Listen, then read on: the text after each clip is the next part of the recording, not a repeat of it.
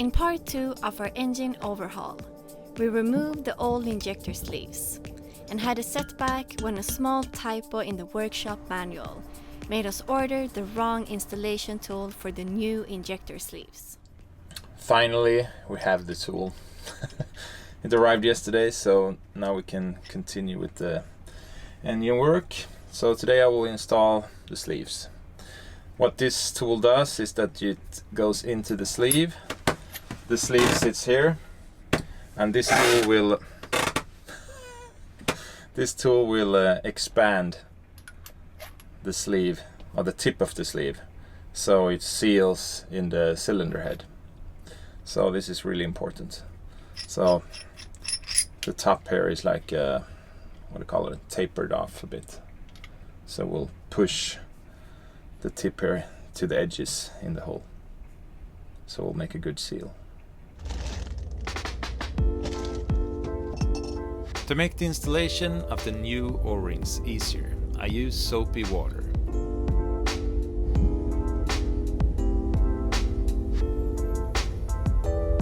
I use a high-temp sleeve retainer adhesive. It isn't necessary to use this, but I did it anyway, just to be sure that there will be a good seal between the cylinder head and the sleeve.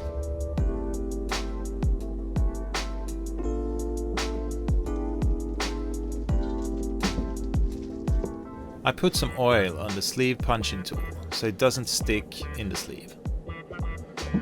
Then I tap the tool until I can hear that the sleeve bottoms out.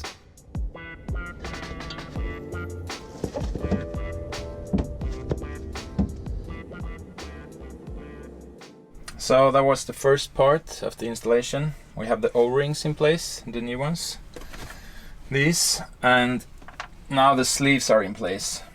So this tool is the first one, just to knock the new sleeves down. And now we're going to use the tool that we got yesterday, that we've been waiting for. The flare tool, to flare the tip out, so we will have a tight seal for the compression in the cylinder. Going well so far? Yeah, I think so. I mean, it's the first time I do something like this. I mean, changing sleeves. It's always, you know, it's really important that this is, that the result is good of this, because the compression in a diesel engine is pretty high. I think it's 19:1 in this engine, so the compression is massive. So the seal in these sleeves is really important that it's tight. Otherwise we will have a blow-by again, like we had in Panama. This is the other end of the sleeves, and that's where the injector tips come out into the, above the pistons. So it's the direct injection on this engine, and it's this seal here that is really important. If this seal is compromised, you will have a blow-by the force of the pistons, the compression. So you will have compression gases coming into the boat, which is not very nice.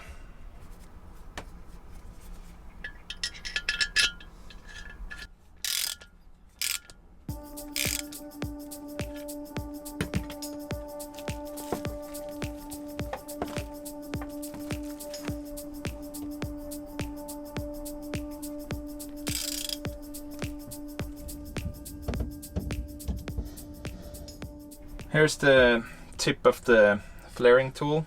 It's fully inserted now, so hopefully there is a good seal around here now that it has expanded the copper into the iron around it.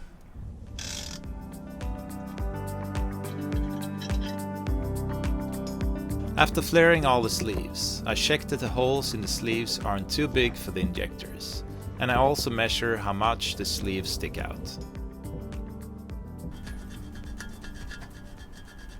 These are only allowed to stick into the cylinders with 1 millimeter, and right now when they're like this, they're close to 2.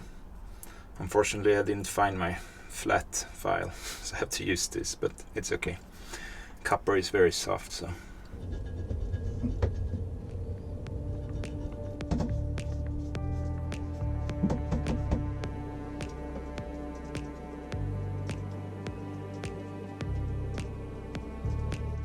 It's important to not leave any filings, so I make sure to clean every surface thoroughly. I also removed any remnants of the old head gasket with a razor and cleaned the cylinder head.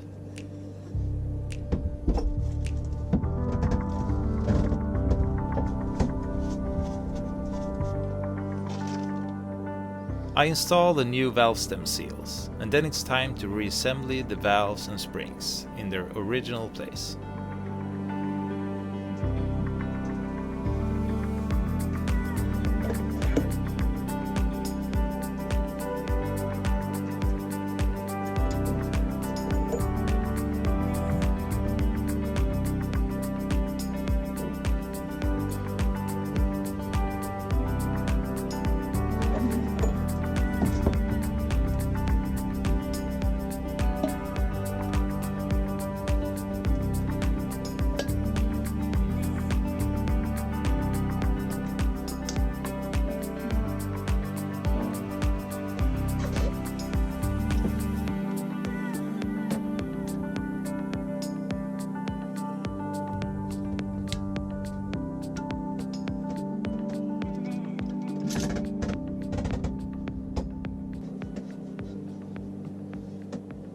This is really small stuff, and I know that if I lose one of these, you can't find new ones. They're out of production. So I don't want to lose them. It's time to put the cylinder head back in place, and of course we're going to use a new head gasket because the seal between the block and the cylinder head is very important. For a different reason. First one is that you don't want to have compression leak out at the sides here. You lose, if you don't have good compression, then you might not start. And also you can get compression entering the coolant system, or the other way around, that you get coolant into the cylinders. So I've been cleaning these surfaces really thorough, removing all remnants of the old head gasket here, also on the cylinder head. The cylinder head bolts, that is going to keep the cylinder head in place and tighten this whole package. It's also important that you know how tight you tighten them. So there's a specific number, I think it's 70 Newton meters on all of these, and it's also a specific pattern that you're going to use when you tighten these bolts, and you do it in two different sets. Or the first time you tighten all the bolts to 20 Newton meters, and the second time to 70. And then after 50 hours of use, you need to retighten the bolts one more time.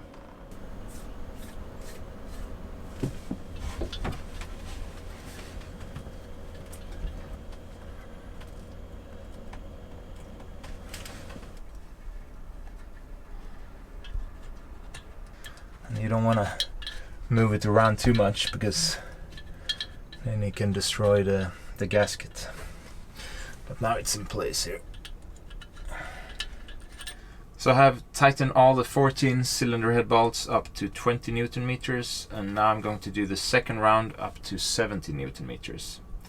And like I said, there's a specific pattern that you need to follow when you're tightening these bolts. It's there in the workshop manual.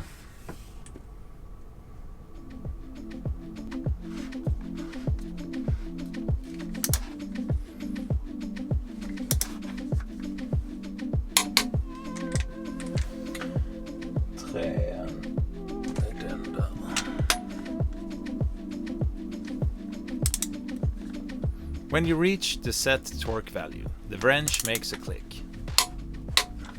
Next step is to put the push rods back in place, and then reinstall the valve tray.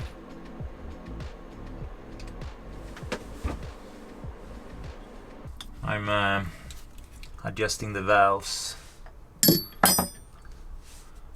Should have a 0.3 millimeter clearance on both the inlet and the exhaust. This is important because if you have the wrong clearance here, it's pretty tight clearances, And if you don't have the correct clearances, you could be unlucky that one of the valves is actually hitting the piston. When the piston is coming up and the valve isn't fully retracted, it can hit the piston. And also you want to have the correct clearances so you don't lose compression through the exhaust or the other one. I've checked the valve clearance on all of them and everything seems to be good. I'm changing this gasket too. This is actually a better one, made of neoprene. The old one was in paper. So they say that this is much better. Yeah, feels good.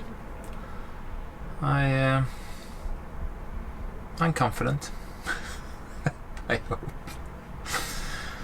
No, I think it will be just fine. I'm going to paint the top part of the engine when I'm done with everything here. After the valve cover was on, it was time to reassemble the fuel and coolant system. You might remember when we were in BC, in Bishop Bay, we had some problem starting the engine. And the problem was this. Doesn't look new, does it? So we're going to replace this. This is a relay for the grounding of the engine. Because the boat is made out of aluminium, you don't want to have a constant ground connected to the engine, because then you can get galvanic corrosion on the boat.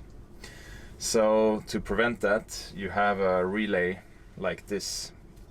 So the ground from the batteries is hooked up here, and another cable goes from here to the block of the engine. And then when you're engaging the starter, you're opening this path for the ground so the starter motor can spin. And then when you turn off the starter motor, this barrier for the ground is closed again, so the engine block is not grounded anymore. This one didn't work, so this is what I bypassed up in British Columbia. So now we got another one. It's not a Volvo Penta, but it works the same way. The original Volvo Penta was, I don't know, like $200-300. This was like, I don't know, $30. It's the same thing, it's just a relay. So I'll replace that. And also, we're going to change the alternator. The old one we replaced actually in the Cape Verde Islands, because there was some problems with the one we had before that. And it's the exact same model. I suppose it's maybe even from the same factory. But the one that we bought in the Cape Verde, we really got ripped off. We paid like $500 or $600 for that one. This one we paid $50 or $60 for. So it's quite a big difference. And I think the quality is the same. It's probably, I don't know, but... And the reason we're changing it is because the one that has been sitting on the engine has a lot of corrosion on it, because there's been a leak. We had a leak a couple of months ago with salt water spraying on the alternator. So that's why we're changing it. I don't trust it anymore. What's left? Yeah, it's the electrical system. I will do something with this rat's nest too. The cable from the control panel outside is coming to this socket, and then you have different cables going out to the sensors on the engine. You have a relay here that controls the different sensors to give the alarm outside, and the cable is here. I don't trust this, so change some of these cables and hook it up a bit differently. I don't know, the last owner of the boat, he made some strange connections here with two relays, and you don't really need that. So I think he has bypassed this one and hooked up a second one when this went faulty. But I checked both the relays and there's nothing wrong with them, so I don't know, it's just a strange connections with a lot of cables. So I'll try to make it more neat with less cables. Make it better and more reliable. Other than that, everything with the cooling system is almost done. we'll just shorten some of the hoses here. We have new hoses, and I hooked up the new oil cooler that we found because, like I said a couple of days ago, the old oil cooler was cracked, and we've been having a small oil leak on the engine, and that was probably from the old heat exchanger for the oil. We checked what a new from Volvo Penta would cost, and it was $1,600. So we found what do you call it, like a universal type of oil cooler. It's the same BTU, so the same cooling effect. You don't want to cool the oil too much because the oil should have its working temperature in the engine. But this was $110, so quite a big difference. But I needed to move it away from the engine and buy some stuff around it with different hoses to be able to connect it.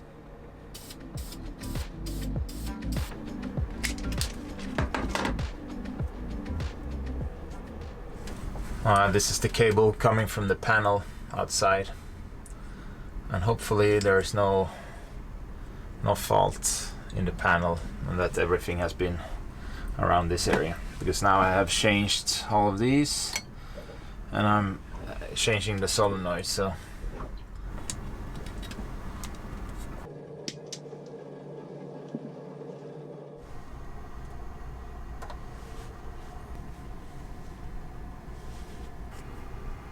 the starting key still doesn't work, so I have an extra panel, so I tried to hook this up directly here, but it's still the same problem.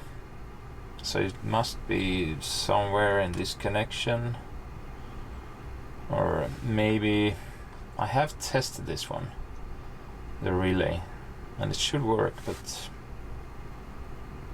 I have to figure it out.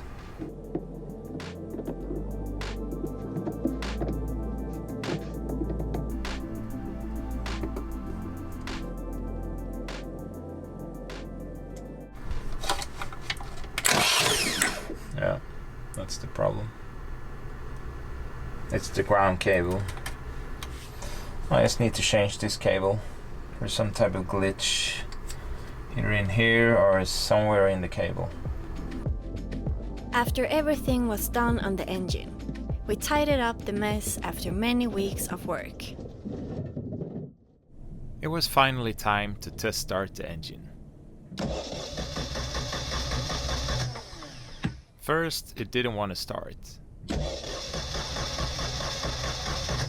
But after some priming of the fuel system, the old Volvo came back to life again.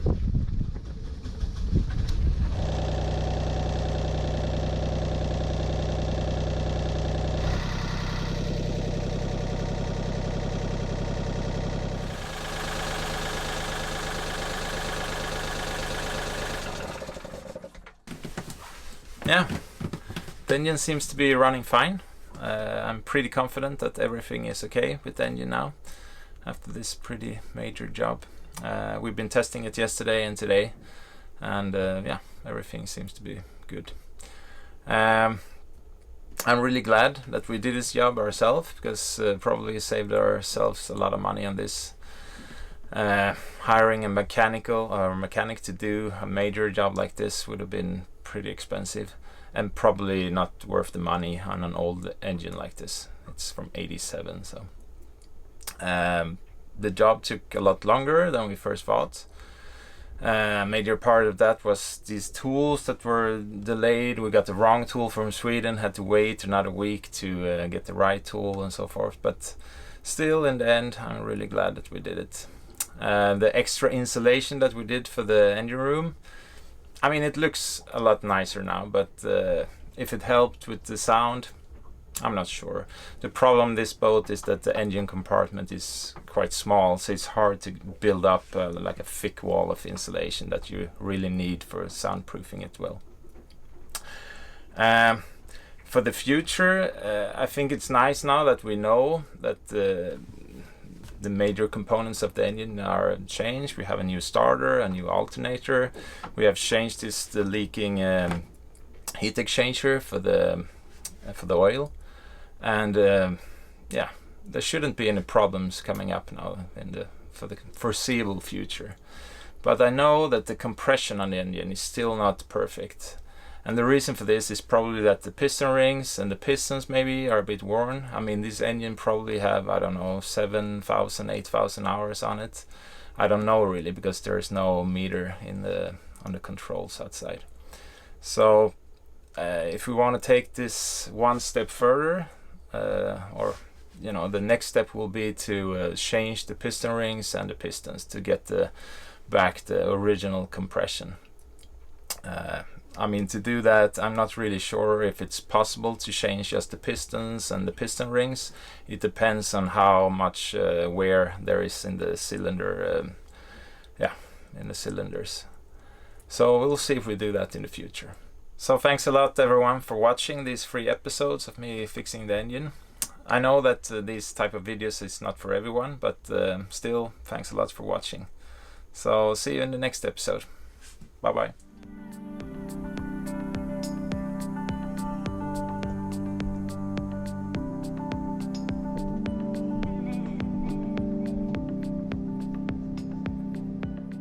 Please subscribe if you haven't already, so you'll be the first to know when we have a new video up. We're so happy to be able to produce videos on our own terms. And if you'd like to support our production, please take a look at our Patreon page.